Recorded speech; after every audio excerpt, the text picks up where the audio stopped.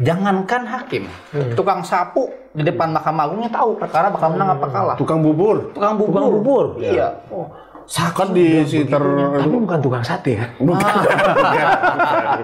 Jadi sebegitu kotornya, Cak.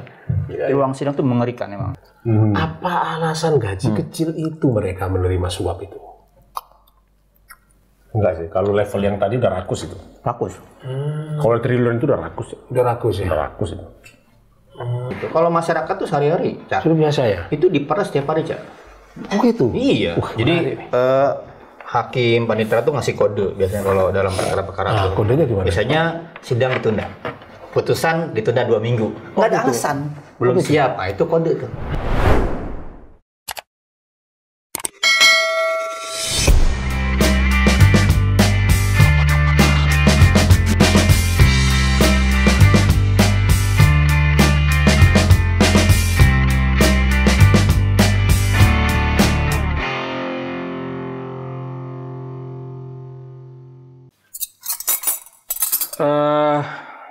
Barang yang sudah habis apa, Di? Apa saya lihat ada? Banyak, Cak. Apaan? Kecap. Antos ke lutong setong. Satu-satu ya. Kecap. Terus apa boleh? Bawang. Terus Cabai tinggal dikit. kacang? Kacang masih ada tapi kayaknya nggak nyampe kalau. Nambah. Kacang nambah. Beras beda beras. Beras beda. Oh, beras beda. Aman. Aman ya? Oke. Akhirnya besok itu kamu ke pasar pagi-pagi ya, belanja ini. Siap. Cak, Apa, Di? malam ini ada tamu. Iya, kita mau abenta demokrasi lagi.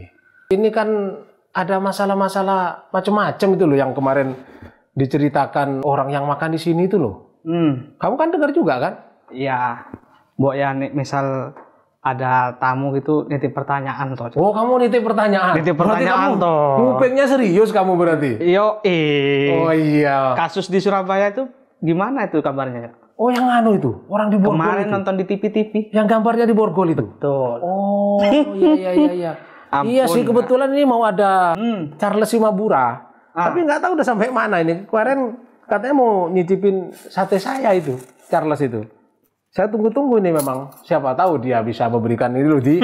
Memberikan kita Betul. pencerahan dan jawaban atas pertanyaannya orang itu. Betul, ya. Itu loh. Kan apalagi nanti pertanyaanmu kan juga mau dititipkan kan? Nah, itu. Mau nitip pertanyaan kan? Ya kadang pas lagi kipas-kipas sate gitu kok ada ya isu-isu kayak gini gitu. Oh, kamu betul-betul ya. Jadi makanya kemarin sate gosong kamu nggak konsentrasi tuh kamu berarti gosong banyak itu gara-gara nguping itu. Dikit-dikit. Oh iya. Nggak, Kamu ada tamu ini. Nek sakoni. Ya. Assalamualaikum. Waalaikumsalam. Ferry bilang katanya di sini enak. Kalau Ferry itu apa aja enak, Pak. Ya betul, di Padang itu batu-bata dikasih sambal juga enak. Makanya itu. Kalau Ferry itu makanan apa aja enak dia itu. Iya, Jadi iya. kalau dia bicara tidak jadi ukuran. Saya duduk dulu. Tidak jadi ukuran dia. Tapi ngomong-ngomong kamu dari mana? Ada ngurus visa. Oh, mau kemana itu? Keluar negeri. Ngurus visa apa mau beli visa? Visa. Oh visa, yang waktu itu yang buat terbang dia. Iya. Saya kan penjual sate, Chan, nggak ngerti apa-apa. Masa iya, Ji? Iya, penjual sate itu kan. Terus Di, Kita. ini loh, tak perkenalin ke kamu ya. Oke. Charles ini orang dari Padang, dari Jawa. Nah. Acul sate juga kan? Bukan, sembarangan kamu ini. Dulu. Potongan kayak gini bukan jualan sate. Dulu, sate Padang. Ini, sate Padang. ini dosen. Oh, siap. Dosen di Mohon maaf, Universitas Andalas. Dosen Fakultas Hukum. Iya. Kan? Dulu saya dorong nyalon rektor. Tapi nggak jadi. Jadi nyalon. Oh, jadi nyalon. Tapi nggak jadi rektor. Oh, iya. Lama sekali Chan kita nggak ketemu ya. Cak Imam baru ini ngundang. Iya, saya ini kan Iya. namanya orang bisnis, Pak. Tapi saya lihat ini di nontonnya si pemeran Ricky Ford itu. Apaan saya diundang oleh Cak Imam ini?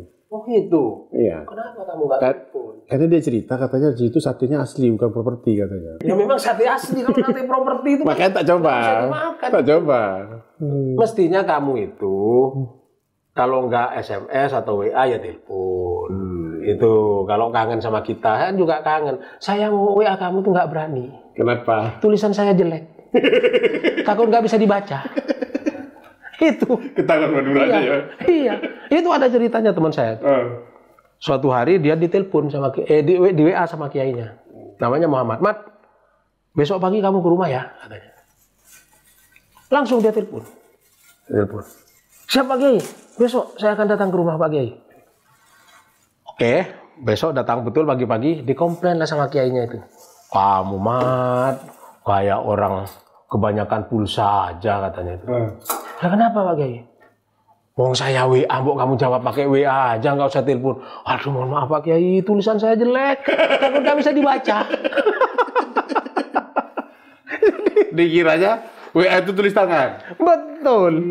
Jelek tulisan saya pakai. Ya sudah Mas. Jadi begitu. Cek Imam udah bagus tulisannya sekarang. Iya. itu cerita. Enggak, aku mau tanya, ini udah berapa lama sih buka? Ini sudah lama. Cabangnya juga sudah ada 2. Kemarin dia kan nikah nih, Rusdi nih. Bulan madu. Tar. Baru nikah udah buka cabang dia? Bukan saya yang buka cabang, bukan dia. Dia maunya, tapi ada istrinya, jangan keras. Iya. Nanti kita serius loh. Ngobrol apa sih hari ini? Itu loh, Jar, banyak sekali pertanyaan tentang itu loh, yang kemarin Surabaya itu loh. Yang orang di Kelentong itu loh, di Borgol itu loh, apa? Ronat Tanur. Oh iya. Iya itu. Menarik. Itu menarik itu karena orang banyak tanya itu. Ya kebetulan Surabaya itu kan tetangganya Madura. Jadi orang Madura tuh antusias, ingin tahu sih. Kayak gitu. Masalah Surabaya, masalah Madura. Kalau kamu gimana? Ngikutin nggak? Ngikutin sih, cuma dari Padang aja. Gimana sih sebenarnya ceritanya itu? Yang tanur-tanur itu? Ada 2 sisi sih saja. Satu sisi korbannya si Tanur ya.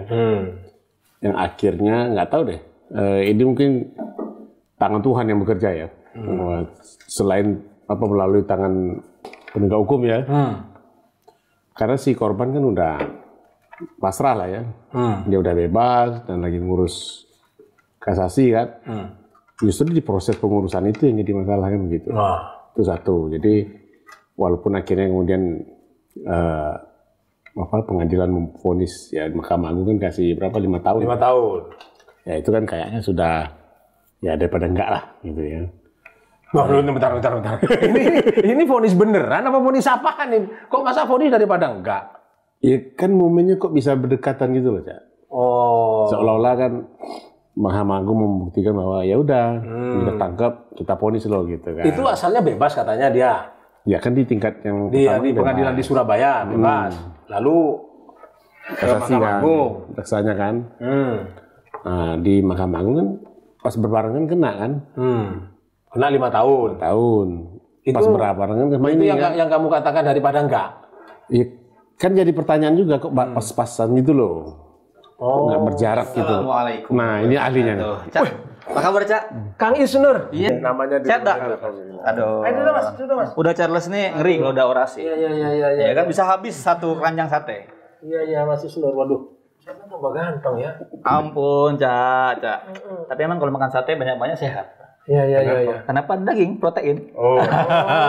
Ini masa kurang makan nasi. Enggak. Masa kurang makan nasi. Jangan dulu.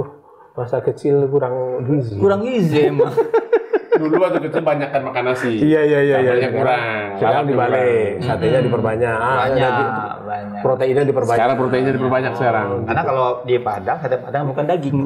Apa tuh? Lidah. Tetelan juga. Makanya ceng-cengannya orang Madura, sate Madura sama orang sate Padang bukan sate sampean. Apa? Karena bukan daging. Nih, keluarkan dulu satenya. Siap, Kak. Kalau sudah siap. Yang asli ya? Ya. Ini loh Mas Isnur. Saya barusan ngobrol sama Charles. Tanya, ada kasus di Surabaya kemarin Ronat Tanur itu. Ya kan? Itu kan rame.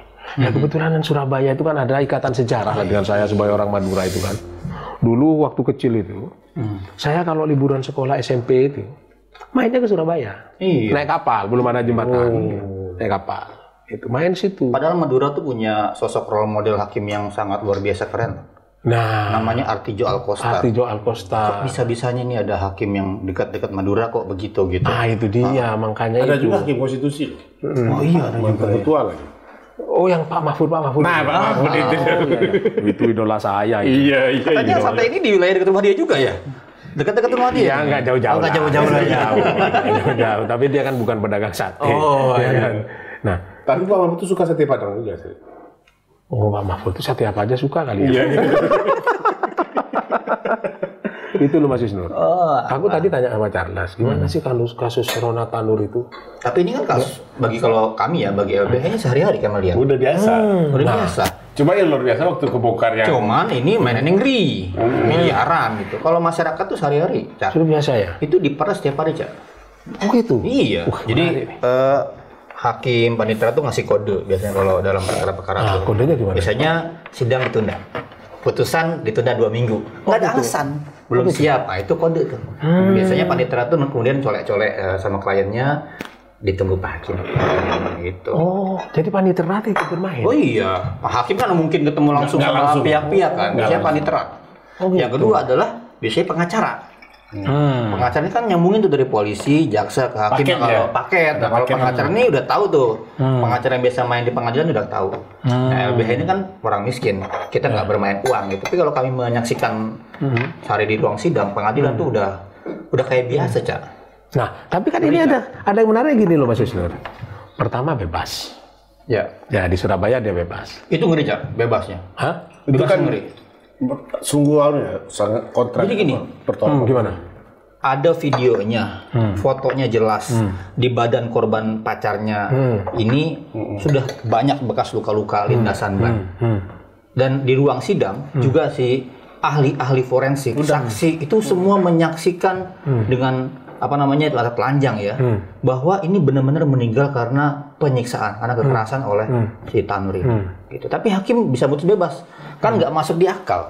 Minimal kena penganiayaan lah ya, masih Indonesia. Itu saya kan nggak tahu Pak ya. Hakim bisa begitu. Nah itu, pertimbangannya itu. apa? Jadi gitu loh. bukan karena pakai akal, gitu. Dia pakai UUD, ujung-ujungnya duit. Oh pakai duit. UUD atau KUHP, kasih uang habis perkara. Oh gitu. Itu ada gium di kalangan praktisi hukum nggak? Oh gitu ya. UUD ujung-ujungnya duit. Lalu KUHP, jaksa kasasi. jaksa. Nah kalau putusan bebas, jaksa hanya bisa kasasi, nggak ada Kasasi. banding. Nggak ada banding. Nggak banding. Nah, kasasi. Yang ketemu akhirnya di banyak kasus perkara seperti ini, Cak. Di kasus yang dulu Jakpus juga kasusnya sama. Jadi rupanya permainan tuh udah sistematis. Si makelar-makelar perkara ini, Markus ini dia bermainnya sampai tangannya tuh tentakelnya di PN ada, di pengadilan tinggi ada, di kasasi ada gitu. Bahkan belum tentu hakim yang bermain gitu. Tuh, makanya istilahnya Pak Benyamin Mangku Dilaga dulu, jangankan hakim, tukang sapu di depan Mahkamah Agungnya tahu perkara bakal menang apa kalah. Tukang bubur. Tukang bubur. Iya. Kan di sekitar Tapi bukan tukang sate kan? Jadi sebegitu kotornya, Cak. Di ruang sidang tuh mengerikan emang. Jadi orang-orang yang punya apa ya relasi. Cak, aku bisa minta ya. Karena kan modusnya itu kan dengan di situ ya Mas Isnur ya. Jadi apa intermediirnya antara orang luar sama orang dalam itu di situ. Ketemunya itu di situ. Orang-orang yang kemudian di sekitar pengadilan itu. Iya. Dan sama sebelumnya juga, ini timnya hakim yang sama nih. Hakim yang sama yang menyidangkan perkara Kanjuruhan. Sama Erin Tuah juga. Sepak bola. Bebas semua itu. Semua orang tahu, sedunia tahu ini meninggal karena apa. Terus kata hakim meninggal karena angin. 136 orang meninggal karena angin. Karena angin bawa asap ke Di gas air mata ditembakin terus anginnya ke orang di tribun. Padahal semua video menyaksikan gas air mata ditembakin ke tribun. Nah lalu ketika ke Mahkamah Agung divonis 5 tahun.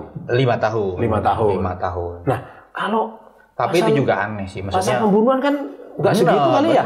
Benar. dia kenanya penganiayaan menyebabkan kematian. Iya, maksudnya kalau orang biasa ya kan itu diputusnya berat-berat 10 tahun, 15 tahun itu juga aneh. Iya. Nah, saya itu kan baca di ini ya baca di bungkus sate lah. Orang kan koran bungkus sate kan sering koran sobek. Sebelum dipotong kita pakai pisau itu kan sering saya baca-baca. Sekarang masih ada koran? Udah nggak laku katanya. Masih. Buat Masih ya? buat buku sate. Jawa Pos masih ada. Masih ada. Oh, iya. Ada Jawa Pos. Sekarang bacanya udah pakai tablet. Itu kan kita potong-potong untuk bungkus itu kan kalau orang beli bungkus itu. Saya baca. Loh, ini janggal juga katanya putusan yang 5 tahun itu. Iya. Dan dia bilang, saya lupa sih yang bilang namanya. Ini indikasinya dikasih suap juga katanya. Iya. Di situ. Bahkan gimana itu? Ada cerita, Cak. Putusan, ya, diputus di sidang, misalnya 10 tahun, terus keluar putusannya jadi 8 tahun. Jangan ada begitu, ada hakim yang begitu kelakuannya. Di Hakim Agung ini. Oh gitu? Begitu. Ada lagi terakhir putusan yang soal apa namanya? Soal pemilu, pilkada. Ya. Jadi hakim-hakim belum sidang udah keluar putusan duluan. Wih, ajaib dong. Iya. Jadi di perkara itu ada 2 putusan. Aneh, Cak. Udah ngeri-ngeri banget. Jadi gitu permainan tuh sekasar itu. Kamu kan juga punya banyak pengalaman toh, Car? Mengenai ini carut marut itu. Aku tuh punya pengalaman ini. Kita kan ada tim rekam sidang KPK. Di sana KPK untuk rekam sidang kasus-kasus perkara korupsi. Itu salah satu cara yang dibuat oleh KPK untuk memantau proses persidangan supaya nggak ketemu yang gitu. Karena memang kan perisalahan sidang itu kan memang mengandalkan si Panitera. Di beberapa pengadilan memang sudah taruh kamera perekam ya, tapi nggak semua persidangan direkam. Oh gitu. Ya, bahkan kadang-kadang sengaja dimatiin tuh. Minum kan? Gunanya itu kan itu, Cak. Kalau kita belajar di kasusnya MK misalnya kan, ingat nggak dulu kasus yang terakhir merubah putusan yang Oh, ya Pak Guntur ya Guntur. itu kan gara-gara orang lihat rekaman itu, munculin yang dibacain itu, ternyata waktu dipublish kan beda. Waduh. Redaksinya itu. Ayo dimakan sate. Nah yang begitu itu kan juga salah satu cara. Jadi sekarang itu memang kemudian pengalaman kita waktu rekam sidang itu memang ada keterbatasan. Namun waktu kita rekam itu, makasih ya Mas Rudi, itu sidangnya tertib Mas. Begitu direkam tertib. Di dalam rekaman tertib. Pokoknya baik lah gitu ya. Seperti kita kalau syuting tertib gitu ya. Dan sampai kapan sampai kapan nggak akan mungkin bisa membuktikan akan terjadinya penyimpangan. Penyimpangan kan di luar itu. Iya. Nggak bisa kita rekam. Itu loh. Beritanya itu katanya ada yang jadi perantara. Iya. Suapnya itu malah orang eselon 1 katanya kan. Artinya dia bukan hakim kan. Dan sudah pensiun. Sudah pensiun. Mantan kepala Badan Penelitian, Pengembangan dan Pelatihan. Terus di bank ya. Iya. Dan dia ditemukan nih. 1 triliun lebih. Sebentar. Selama 10 tahun itu uang kalau di sate berapa piring itu? Cak, kalau dibeli sate berapa itu? Kalau dibelikan dawet Depok banjir.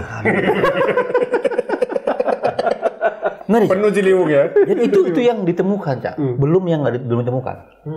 Kalau yang resminya kan LKPN kan 51. Iya. Berarti masih ada indikasi ini dong. Ya kan itu yang jaksa datang ke rumahnya menemukan uang itu. Nah, yang belum dicari tanahnya di wilayah mana?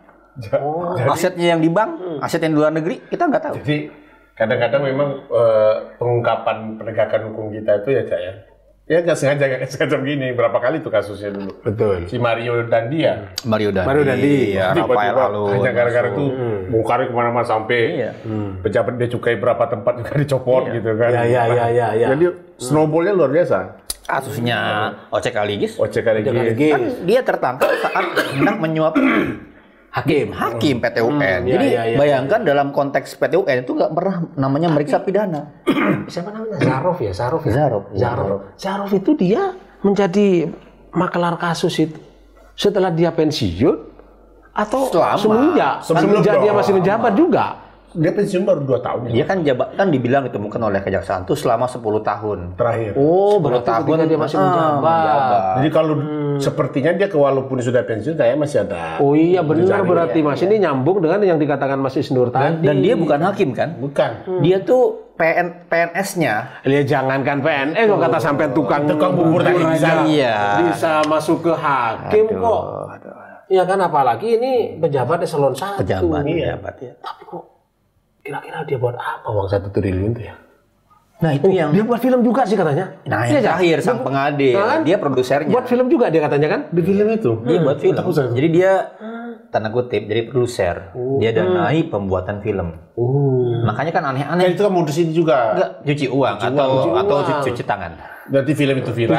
Cuci badan. Viral, bersih. Film itu viral, Iya, terus dia iya. seolah-olah dia dapat pendapatan dari film Artinya itu. kan aneh gitu Bisa loh. begitu juga. Ada PNS, Atau dia modalin bikin sate. ada pejabat ya negara yang gajinya nggak seberapa, yang kemarin gaji hakim muda tuh demo, bisa bayarin film yang puluhan miliar, kan aneh. Iya. Dari mana Nah, uang? ini Mas Nur. Bicara gaji ya. Kemarin kan memang apa namanya Naik. hakim minta gajinya naik. Iya. Ini gaji hakim muda kasihan. Sudah dinaikkan sama Pak Jokowi, ya kan? Apa alasan gaji kecil itu mereka menerima suap itu? Enggak sih, kalau level yang tadi udah rakus itu. Rakus. Kalau triliun itu udah rakus. Udah rakus ya? Udah rakus itu. Ya gaji kecil itu salah satu faktor, iya. Tapi orang korupsi itu bukan hanya karena gaji kecil. Tadi yang kasus satu itu kan dia serakah. Jadi memang karena ini, memang karena orangnya ya. Sistem juga, Cak. Cak, kasus yang si Mario Dandi itu juga bukan karena gajinya kecil juga. Iya. Sampai Enggak begini. Kan ada cerita nih tetangga saya nih. di Madura. Iya di Madura. Loh, saya kan orang Madura, Car. Mesti bercerita tentang Madura lah. Yang Madura coret enggak? Ada juga. Asli ya. Di mana sih itu? Asli. Nah, ponakan dia ini carok. Ngeri. Wah, membunuh orang yang lawannya terbunuh. Ya kategorinya kan membunuh orang lah gitu. Lalu di sidang di pengadilan. Ya kan? Adiknya ini tanya ke kakaknya. Kan ponakan dia kan yang carok ini. Kak, Ahmad kena hukuman berapa tahun, Kak? Katanya. Wah, tinggi Ahmad ini, dia bilang begitu. Ya kena berapa, Kak? Kenanya itu 8 tahun. Tinggi sekali, Kak. Kena pasal berapa itu katanya? Kena pasal 530 apa 31 gitu. Wah, bisa nggak kayak itu ya? Pasalnya diturunkan, Kak, katanya. Maksudnya ya diturunkan jadi pasal 200 lah. Siapa tahu hukumannya jadi 4 tahun katanya. Enggak maksud saya itu. Artinya bahwa yang namanya hakim itu dalam asumsi masyarakat Bisa dinego. Bisa dinego. Bisa dinego. Cuma dia negonya salah. Nego pasal. Kan ada cerita tuh, Pak Mahfud tuh ke Jepang. Ketemu sama hakim Jepang. Terus Pak Mahfud nanya, di Jepang ada hakim korupsi nggak? Terus hakimnya ini merasa heran. Emang ada ya hakim korupsi? Saya ngalami itu. Emang ada hakim korupsi? Saya ngalami Jepang itu. itu nggak ada hakim korupsi. Saya ngalami itu, Cak. Waktu di Jepang itu, saya cerita tentang KY. Kita punya komisi yudisial, kerjanya itu ini gitu. Ngawasi hakim, kode etik hakim. Nah, kalau di sini KY-nya di mana? Saya bilang. Di mana? Kita nggak punya katanya. Emang ada hakim korupsi seperti itu di Indonesia? Ada, Pak. Kita nggak punya. Sama persis cerita. KY itu mau tanya, peran KY seperti di mana sih dalam begini ini? Kok KY nggak berdaya ya KY itu ya? Iya, ya banyak dipotong. Udah dipotong. Jadi misalnya gini, dulu rekrutmen itu KY terlibat dalam rekrutmen hakim semuanya. Ya kan? Sekarang enggak. Di judicial review akhirnya KY hanya rekrutmen hakim agung saja. Kalaupun dia hakim apa ada sih diklat kalau saya. Iya, jadi banyak dicopotin giginya gitu. Nah, kalau KY giginya dicopotin, ya kan? Perilaku hakim yang menerima suap-suap itu, ya kan? Tidak karena gaji, ya kan? Tadi Mas Isnur bilang begitu kan? Gaji kecil, betul? Gaji hakim saat ini bukan gaji kecil. Gaji hakim saat ini tidak berpengaruh sesungguhnya, iya kan? Tetap itu berarti karena keserakahan. Ya Dan bisa jaga integritas. sistemnya, kalau ada struktur yang bekerja begitu luasa ke sana sini dan semua orang diam dan menikmati, itu sistem. Nah, kalau begitu gimana cara memperbaiki ini? Mosok akan selamanya orang yang berperkara di pengadilan itu harus menyediakan uang besar, iya kan? Karena kalau enggak, meskipun benar dipastikan akan kalah. Nah itu pengalaman Mas Isnur gimana? Gini, MA itu urusan kepegawaian, urusan mutasi, promosi, dan semuanya dipegang oleh dia sendiri. Beda sama kementerian lain. Kalau kementerian lain tuh ada Kementerian PAN, ada BKN. Kalau MA semua sendiri.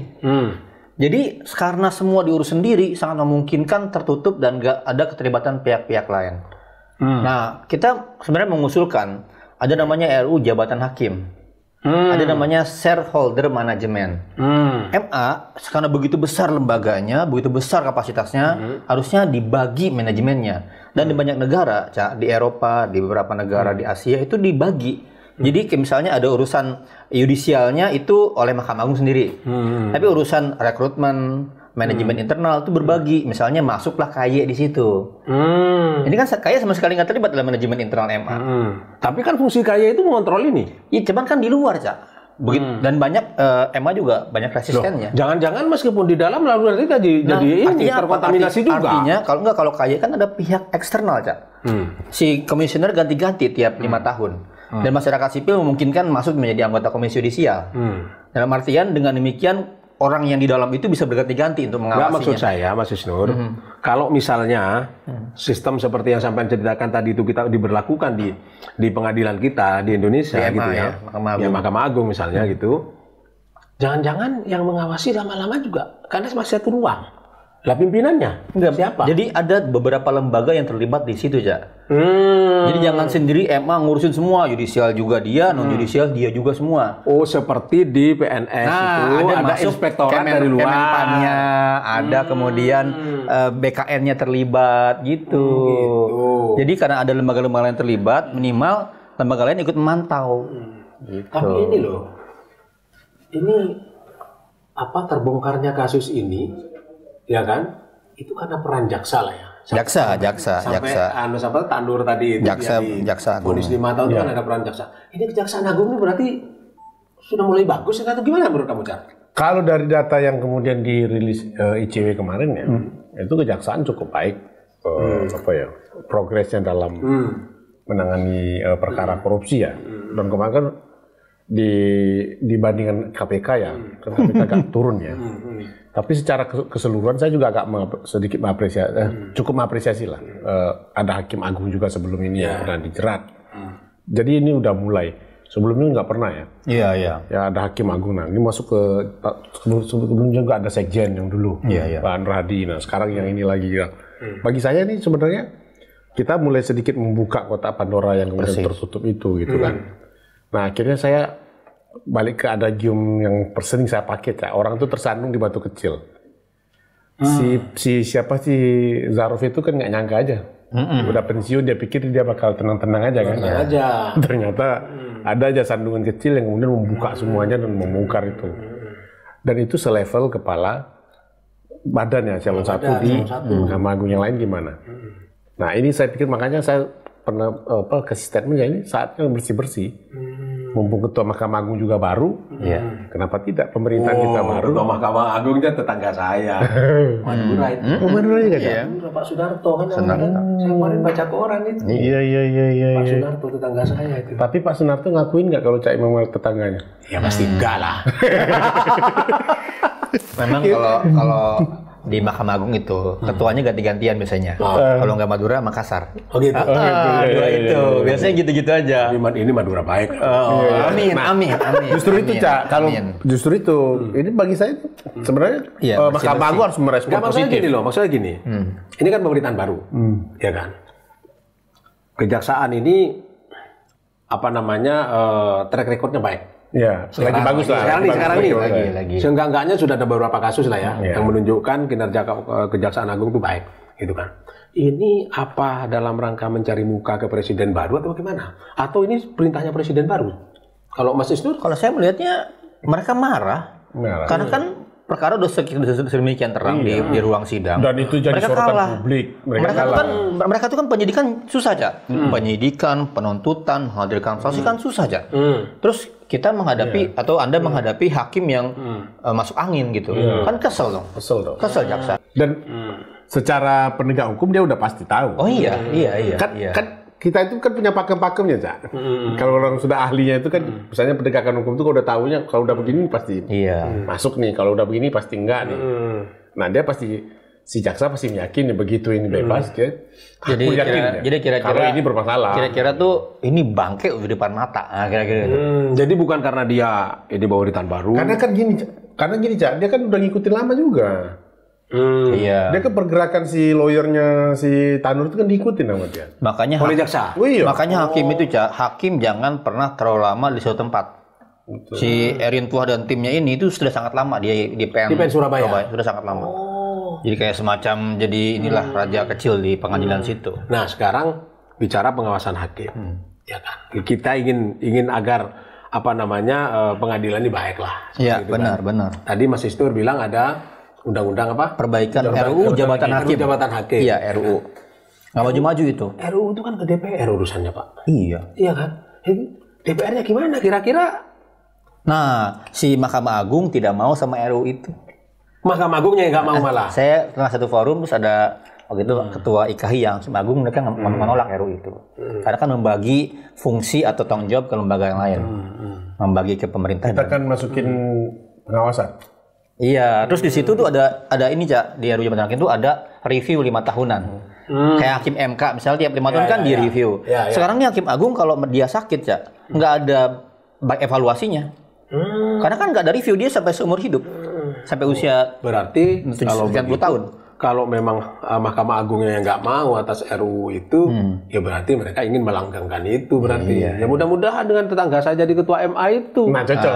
Ya kan? Iya. Pak Narto Ini Pak jadi Narto ketua. masih denger nih. Ya mudah-mudahan dia dengar. Iya. Ya kan? Ya nanti kita kirim lah linknya. Kirim linknya ke beliau. Biar dia tonton kan? Ya kan? Kita kirim linknya ke dia. Karena kita support lah, ya. Masa ya dia baru menjabat, baru mau bekerja, dikasih kejutan begini kan ya. Ya, makanya itu. Enggak banget gitu loh. Jadi memang harus terbuka sama perubahan. Dan perubahannya bukan kasuistis. Sebentar, satu lagi nih. Aku tadi juga baca koran nih. Si ICW malah pikirannya itu keluar dari ini. Ya bukan keluar apa maksudnya, jauh gitu. Bahkan dia itu bilang, si Kurnia Ramadana itu bilang di koran saya baca itu, ini ada yang dikasih TPPU juga. Iya pasti. Nah itu gimana ceritanya kok bisa masuk ke TPPU itu? Ya itu tadi mungkin dibisnisin buat film, dagang sate, itu. Situ bisa jadi. Itu ya bisa ke sana arahnya. Kan Ya? TPPU itu kan sebenarnya kan dia ngaburin duit hasil kejahatannya. Hasil kejahatan itu ya. Jadi arahannya TPPU itu ke si ZR tadi itu ya. Syarif itu ya. Karena dia nggak mungkin ya naruh duit cash itu Makanya lama-lama kira-kira di gini, rumahnya. kalau ada PNS atau pejabat publik yang punya perusahaan patut dicurigai. Kan yang paling aman itu sering bukan TPPU-nya apa, bukan dia TPPU kan punya usaha. Yang sering dipakai itu warisan. Dia patut dicurigai. Dia punya apa-apa karena dia ya udah uangnya masukin ke situ dicuci sama dia seolah hasil usahanya padahal hasil korupsi. Dan itu kan juga biasa jadi gatekeeper itu ya. Ya gitu. Perusahaan-perusahaan banyak juga kan anak-anak sekarang nih. Ya itu apa namanya startup. Startup. Makanya diarahkan ke sana. ya makanya kan sekarang tiba-tiba banyak banget Crazy Rich. Crazy Rich itu kemudian terungkap kan banyak masalah dan korupsi di situ. Saya calon, Mas. Wah, Kan pedagang sate. iya. Sate tapinya Mobilnya Alfa. Enggak, sate punya cabang 200 cabang se-Indonesia. Indonesia. Punya perusahaan di bandara-bandara aneh tuh. Kalau itu bagus, Nur. Kalau dia punya sate punya cabang berarti memang masuk. Ini satenya cuma satu. Enggak kira-kira Tapi gini. kekayaannya luar Enggak, biasa. kira-kira gini. Sate sama goreng pisang tuh lebih enak mana kan? Kok cepet goreng pisang tuh laku di mana-mana gitu. Itu sebentar Modalnya triliunan gitu kan. Perlu direspon ini Mas Isnur itu. Sang pisang. Sate cabangnya di Indonesia ada 200, ya kan? Sudah dirikan partai aja. Partai Sate Indonesia. Jangan disingkat loh. Enggak, jangan disingkat loh. Partai Sate. Aku nggak tanggung jawab kalau itu disingkat. Serius aku nggak tanggung jawab. Jangan disingkat, udah partai Sate Setelah Indonesia cukup. jadi partai tutup satenya. Satenya tutup. Jadi nanti bukan bunga mawar ya, tapi gambar sate gitu ya. Memperjelas sih. Nah ini kalau masih aman ya. Nah, Car. Kalau lihat pidato Pak Prabowo kemarin itu, Oh Car, ya kan? Bagus. Satu Visi. saya merasa beliau masih kayak nyalon presiden. Suasananya kayak masih apa itu? Saya suasana Ya. debat apa ya? Visi dia tentang penegakan hukum, pemberantasan korupsi oke. Ya. Ya kan? Ya. Nah, saya lalu makanya saya tanya, teringat. Ini ulangi pertanyaan tadi. Jangan-jangan ini memang Perintahnya. perintah Pak Prabowo. Ya. Gitu. Nah, menjadi semakin kuat pesannya kalau ini berkembang. Tapi kalau ini justru diredam, nah ini justru bertolak belakang dengan perintah. Jadi kalau ini memang betul perintahnya Pak Prabowo, ya pasti berkembang dong, ya kan, kemana-mana nih. Tapi kalau dikunci hanya berhenti. Menarik. Tantangannya itu dong, tantangannya dong. Karena gini, Pak Hasim Joyo Hadikusumo itu, Hasim yang adiknya Pak Prabowo maksud saya, ya kan? Hasim adiknya Pak Prabowo itu, dia kan mau kejar ini. Persis. Pengemplang pajak. Pajaknya betul. Ya kan? Yang nilainya sampai 300 triliun. Ya kan? Yang kalau kata Pak Jokowi 11.000 triliun itu loh. Sekarang dia bilang katanya 300 nanti tahap awal akan masuk sekitar 100 berapa seperti itu. Untuk menutupi defisit. Nah, kalau itu betul terjadi, berarti kan bagus. Keren. Kan meskipun tadi ujian kan dia kan bilang, tidak ada yang boleh aman bersama saya. Siapapun di ruangan ini, ke semua menterinya, termasuk menteri dari partai-partainya dia sendiri. Bermasalah saya copot. Kan itu kan tantangan dong. Bisa nggak Kejaksaan Agung mengungkap korupsi di sekitar orang dekatnya itu di para menteri itu? Itu baru keren. Oh, itu baru jos ya. Karena Jaksa Agung itu memang di bawah kendali dia. Iya. Itu loh, Cak. Itu loh, Cak. Jadi Jaksa Agung di bawah kendali dia. Nah, selama ini kan kadang-kadang memang mandulnya Kejaksaan Agung gara-gara ya. Tapi kemarin itu ada fenomena tidak menarik. Kenapa Jaksa Agung ada yang melaporkan ke KPK? Itu move. Biasa lah. Ini juga pemilihan ketua MA juga sebelum pemilihan ketua MA ada yang juga rame-rame demo KPK. Oh, ribut biasa. Bergaining juga itu sih. Bergaining. Maksudnya bergaining itu biar kerja kejaksaan yang sekarang katakanlah sudah bagus on the track itu terganggu gitu maksudnya. Atau gimana? Banyak sih, banyak variabel, Cak. Satu memang mengganggu itu. Yang kedua mencoba bentur-benturin lagi. Jadi gini, Cak, ada namanya copy paste model gerakan oleh koruptor atau oleh penjahat demokrasi. Jadi ketika kita lagi demo cicak buaya lagi demo menolak revisi undang-undang KPK, kita teriak dulu di depan KPK. Terus datanglah masa bayaran. Mereka dibagiin jas alma mater untuk menghalangi demonya kita. Nah ini juga sama. Jadi banyak sekarang modus-modus orang itu disuruh untuk datang ke KPK untuk demo bayar. Saya sih kalau lihat orang demo pakai seragam itu biasa. Karena dulu saya sebelum buka warung begini ini memang jualannya di pinggir jalan. Nah, orang demo kita jualan. Terus sambil pegang HP. Itu intens. Ya kan kita enggak, kita bukan kipas. Ya, sambil orang nanti kalau selesai demo waktu itu ada itu, Cak. Somai deh, Cak. Kita beli berapa pun dikasih aja banyak-banyak. Enggak ada standarnya dia. Ternyata intel. Saya curiga. Orang kan kalau jualan beneran kan ada standar ya. Ini apapun diambil aja dia kasih. Seperti yang jualan jamu kemarin itu berarti ya. Ada yang jualan jamu kemarin kan? Iya. Nggak, memang ini, Cak. Problem korupsi di tubuh APH adalah yang paling utama untuk diselesaikan. Dan jadi itu yang paling berat. Yang paling berat.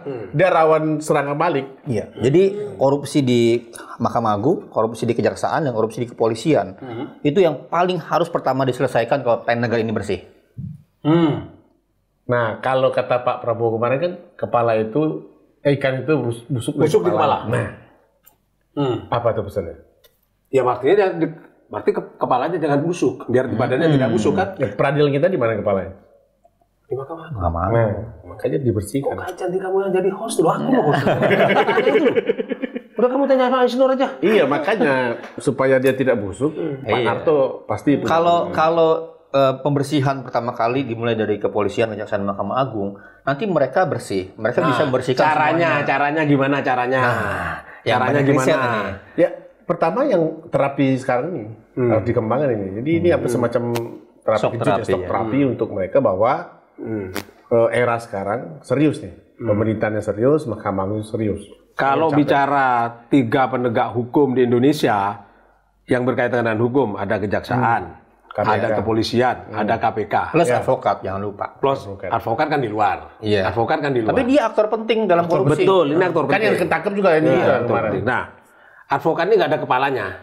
Oh ya, bebas. Kepalanya pecah nih. Banyak. Iya. Kepalanya pecah nih. Itu masalah. Iya kan? Nah, KPK, Kepolisian, Kejaksaan, ya kan? Komando, sistemnya nggak sedikit semi komando. Kan ada presiden namanya. Iya. Iya kan? Nah, berarti kalau menggunakan teorinya Mas Isnur tadi, ya kan? untuk memperbaiki ini berarti dari ini dong. Iya, harus tegas. Dari ini dong. Dari presiden dong Iya. berarti. Jadi Iya kan? suksesnya program apapun di negara kita ini memang dukungan politik dari presiden itu. Saya optimis kalau begitu. Iya. Karena saya lihat pidatonya Pak Prabowo. Dan Pak Prabowo itu kan memang pidatonya kan berapi-api ya. Jadi Sepertinya dia gergetan tapi gitu. bukannya semangat, Cak. Perlu didukung oleh data yang kuat. Bagaimana cara membersihkan Mahkamah Agung, Kejaksaan Agung dan kepolisian. Jadi harus ada riset yang serius. Bagaimana peta korupsi di kepolisian, kejaksaan dan Udah punya Itu tugasnya LBHI, tugasnya sampean itu. Apalagi kepolisian kan udah punya apa? Persis. Tip apa tuh? Kortas. Tipikor itu loh. Sekarang itu yang barusan diteken itu. Iya. Itu sekarang Direktorat Anti Korupsi di Barreskrim jadiin Badan Koordinasi, Bakor ya. Iya. Nah, salah satu yang harus dia bersihkan ya di dalam dulu. Dalam dulu. Oh iya. Nyapu kalau kita menyapu lantai ya sapu bersih. Kan sama, Cak. Level Kapolda Teddy Minahasa bisnis narkotik. Barang bukti. Bayangkan level Kapolda, dia ada barang bukti, dia perjualbelikan, kan mengerikan, Cak. Itu Kita itu kan begini Mas Isnur, Mas Charles ya, kita ngobrol di sini ini kan ya biar masyarakat kita tuh tercerahkan. Dan optimis. Ya, dan optimis tercerahkan dan kita membangun optimisme mereka. persis, jangan Karena di sampai masyarakat mereka kita sekarang itu cuek. Iya kan? Kalau sudah berurusan ke pengadilan itu permisi, Pak. Bener. Iya kan? Bener. Nggak ada yang mau. Jangankan Iya kan? urusan sidang, Cak. Sudah bayar pengacara. Belum tentu menang juga. Kadang diperas juga oleh pengacaranya. Iya, bener. Iya kan? Takut-takutin. Masuk ke pengadilan juga begitu, kadang jaksanya juga begitu, polisinya juga begitu. Iya kan? Jadi hopeless masyarakat. Jangan kan urusan perkara berat, ditilang aja kan mendingan damai. Iya. Nah, Siapa itu sih? urusan sederhana, tilang aja. Itu kan jadi ruang yang terbuka untuk praktik suap menyuap. Nah, kalau soal damai itu saya punya cerita. Ada ceritanya damai ini kan. Saya juga pernah punya kejadian begitu, tapi ini tidak ada kaitannya dengan persoalan hukum. Jadi saya datang ke sebuah kementerian gitu kan, di bawah itu. Oh, jualan sate? Oh, enggak. Nah, saya ini ngurusin temen waktu itu. Nyamar-nyamar. Ngurusin temen kan. Lalu saya kan biar diprioritaskan lah. Saya kasih ini Pak. Apa itu? Katanya itu. Gak usah. Oh, aku kira dia nggak mau beneran. Sedikit Ya kan? Saya keluar. Wah, bagus orangnya. Saya bilang gitu. Dia nggak mau. Bagus gimana? Kata teman saya sambil nginjak kaki saya. Coba kamu tambahin. Saya tambahin kan. Oh, ini ya.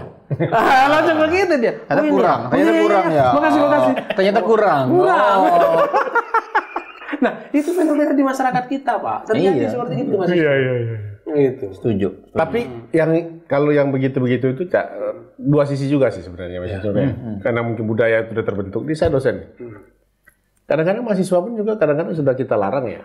Kita selesai bimbingan mahasiswa kan tiba-tiba datang ke rumah. Bawa sesuatu gitu kan. Pak, ini Pak, ucapan terima kasih Pak dari Ibu. Dibilangin dari ibunya. Nah, itu Bapak. Tapi kamu terima itu? Enggak dong. Oh, enggak? Enggak terima. Loh, saya dengar cerita begini loh. Nggak tahu benar apa enggak. Katanya di kampung itu, hakim-hakim itu yang sudah memutus dengan benar dan memenangkan perkara, itu katanya suka diantarin beras. Betul. Karena gini, secara sosiologis kan mereka deket. Hakim-hakim di PN itu, kan wilayah kerjanya cuma di kampung itu, kabupaten itu. Kan sehari-hari mungkin mereka bertemu dan macam. Nah, termasuk juga bukan hanya hubungan baik. Begitu dia memutus itu adalah terkait dengan pidana yang ngeri-ngeri itu, narkoba, pembunuhan, justru beresiko juga buat mereka. Di situ sih posisinya. Saya tanya Mas Isnur dulu nih. Sebelum kita tutup warungnya kan. Mas Isnur pernah ini nggak? Pernah lakukan semacam riset atau apalah gitu ya, mengkomparasikan gimana cara memperbaiki aparat penegak hukum kita, ya termasuk pengadilan gitu. Misalnya memperbaiki kepolisian, memperbaiki kejaksaan. Ada. Gimana ceritanya? Banyak. Ceritanya gimana tuh Mas Isnur? Jadi itu dimulai bahkan dari rekrutmen, Cak. Apakah rekrutmen itu fair? Diawasi oleh banyak orang, terbuka, tidak ada titipan. Satu. Yang kedua, saat naik jabatan, mau sekolah, promosi itu gimana? Mekanismenya jelas apa enggak? Terus yang ketiga, kalau dia sudah dengan jabatan, kalau hakim, nangani perkaranya siapa yang distribusi. Nah, sampean kalau karena rajin nerima uang dan share ke saya sebagai kepala, dapat yang basah-basah. Nah, ini karena kritis nih, karena nggak mau uang, kasih yang kering terus. Nyuri ayam. Kalau pengalaman di negara lain, mungkin Mas Isnur punya contoh? Enggak ya? Semuanya transparan. Semua transparan. Semua transparan. Bahkan gini loh, ada contoh rekrutmen KPK yang bagus dulu, Indonesia Memanggil. Indonesia Memanggil itu salah satu rekrutmen yang menurut saya terbaik. Karena melibatkan pihak-pihak lain yang top banget. Kampus UI atau apa, nah sebaiknya. Makanya saya bilang, rekrutmen promosi itu menggunakan asesmen yang sangat baik. Karena sistemnya terbangun gitu. Nah ini karena sekarang kasihan, Cak. Banyak hakim-hakim muda yang baik-baik atau hakim-hakim baru yang direkrut ke Mahkamah Agung baik-baik, mereka tuh bingung menghadapi internal yang seperti itu. Termasuk jaksa mungkin juga ya? Jaksa juga. Jadi menurut saya segera selamatkan karena masih banyak hakim-hakim yang baik. Hakim-hakim muda yang bersih-bersih masuk, punya nilai idealitas. Nah kalau mereka nanti ke depan lama-kelamaan mereka tergerus ya karena nggak kuat lihat di dalam, bahaya. Kalau kamu gimana cerita? Mungkin di rekrutmen dulu bagus, Mas. Begitu dia mau promosi naik pangkat, di situ baru ketemu penyakitnya. Sekolah itu di situ tuh, dan itu udah internal. Penempatan itu udah internal. Itu maksud itu gimana cara memperbaikinya yang begitu-begitu kan kadang-kadang orang tuh dihadapkan pada dilema, Pak.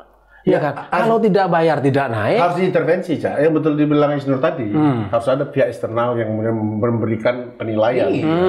Yang tadi RUU yang tidak jadi. Iya, misalnya kalau jangan sampai dia persis. Jadi penilai sendiri, gunain sendiri. Persis. Jadi sebenarnya ruang gelap ini harus dibuka. Itu sama setransparan mungkin. Terus dilibatkan pihak-pihak eksternal yang bisa mengawasi. Karena kalau sendiri mungkin akan saling tertutup gitu. Tapi gini loh. Kalau yang diawasin itu ya, kalau yang ditangani itu memang duit miliaran kan ya. Ya kan, sementara hakim gajinya cuma segitu. Kalau tergoda apa ya manusiawi juga kayaknya ya. Iya, kadang-kadang kan mereka kan udah berniat Cak, jadi hakim, udah tahu. Lalu apa kita mau gaji miliaran juga kan nggak mungkin, Cak. Oh iya. Ya, jawaban itu yang saya perlukan. Dia kan namanya kejahatan udah triliunan, lalu gajinya triliunan juga, nggak bisa logika itu dong. Iya. Jadi uang negara habis buat gajinya doang gitu. Iya kan? Berapa modalin mereka supaya mereka nggak korupsi 1 triliun? Nggak gitu. Jadi gini, kalau ada satu pejabat hakim yang hartanya tiba-tiba melonjak drastis, tiba-tiba dia pakai mobil yang mewah dan dia nggak terukur, itu harus dibuktikan dari mana uangnya. Makanya dalam TPPO ada istilah pembuktian terbalik. Semua aset yang dimiliki dari mana. Tapi itu belum pernah dilakukan itu. Itu harus dilakukan. Sudah dilakukan. Termasuk sekarang kita dorong perbaikan LHKPN, Cak. Kan sekarang ini LHKPN melapor udah. KPK tuh nggak ngecek. Jadi kalau kepatuhan udah tinggi, Cak, 90%-an. Tapi kebenaran masih yang menarik. Termasuk PPATK kan sering sekali mereka menemukan transaksi yang aneh di antara para pejabat. Itu kan ditindaklanjutin nggak sama penegak hukum? Coba transaksinya aneh, gajinya 50 juta, tapi transaksinya setahun 50 miliar, kan aneh. Harusnya diperiksa dong.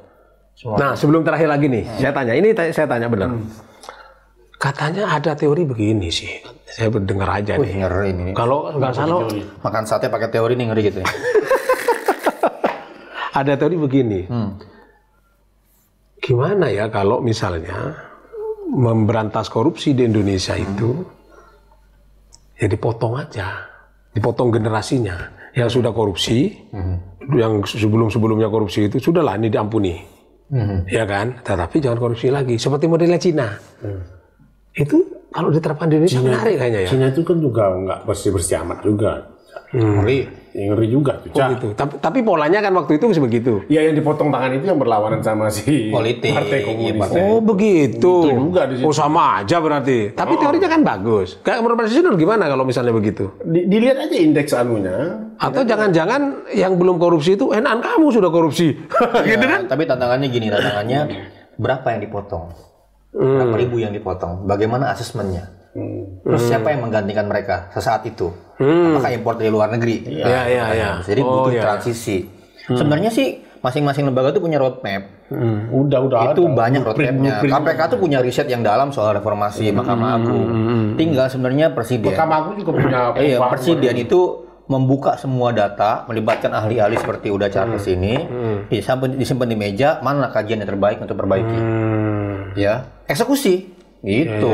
Dan Loh, Jar, konsisten. kamu dari tadi kok didiamin aja satenya? Ya, Wah, ini siap. harus dibantu anak ini memang. Bantu.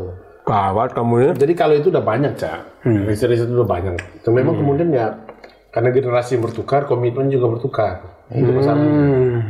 Dan ingat loh, di eranya Pak Jokowi, penegakan hukum kan drop. Iyalah. Orang selalu bilang, mikirin itu ekonomi lebih penting. Ekonomi itu nggak bertumbuh, investor nggak masuk, kalau hukumnya nggak bener. Iya. Kan Jokowi kan heran, ini udah cipta kerja, ditawarin banyak hal, semua dikasih keringanan, kok nggak masuk tuh namanya investor. Hukumnya nggak bener. Jadi nomor satu yang ditakuti oleh investor nggak masuk adalah korupsi. Hukumnya nggak pasti. Jadi dari segi regulasi nih, Cak, cipta kerja itu bagi investor asing malah jadi tanda tanya. Kok bisa ya undang-undang di Indonesia itu Ubah semena-mena. dengan secepat itu? Bukan mereka seneng, Cak. Mereka khawatir. Jangan-jangan nanti berubah lagi. Pemerintah diubah lagi dengan cara seperti ini yang merugikan mereka. Ya, oh gitu Itu ya. makanya obat kayak bodrek aja kan jadi. Jadi ya, instan. Jadi hukum menurut saya jadi harusnya nomor satu penyelesaian perbaikannya. Karena murahnya ke sana semua. Misalnya investor berkonflik dengan warga kah dengan apa. Kalau hukumnya benar sejak awal, investor aman gitu loh. Masalah enggak. Dia bisa suap sana sini besok dicabut lagi. Tapi ini kita juga berharap karena ini pemerintahan baru, mereka baru digembleng oleh Pak Prabowo di Magelang. Iya kan?